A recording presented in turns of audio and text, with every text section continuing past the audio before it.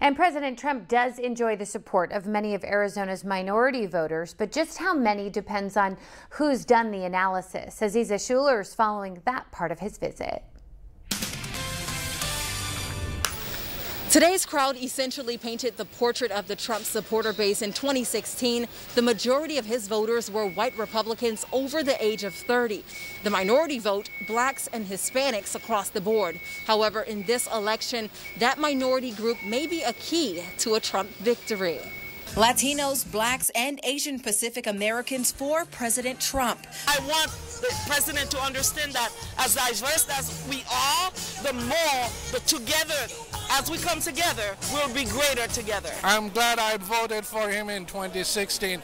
Latinos, Hispanics need to educate themselves and really read everything. Surveys show in 2016, only 28% of the voters for Trump were Hispanic, 6% blacks. And while the majority of voters voted according to party affiliation, a small percentage went against the grain. As a Democrat and I changed to independent, I voted for Trump.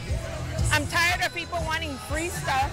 Republicans making gains in Yuma County. From 2016 to 2020, Republican registered voters in Yuma County have grown from about 28% to now 30%. But in some cases, Republican doesn't necessarily equal a vote for President Trump. Xavier Porches, a 31-year-old Mexican Republican, says President Trump does not have his vote. Came out saying, all Mexicans are bad. I'm like, well, these people are just, they're trying to better their life, and the way you're coming about it is totally wrong, which I do agree.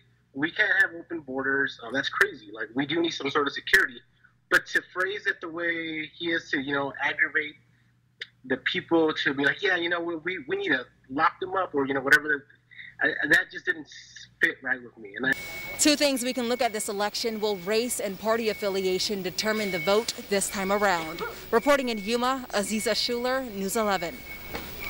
Aziza, thanks. Well, the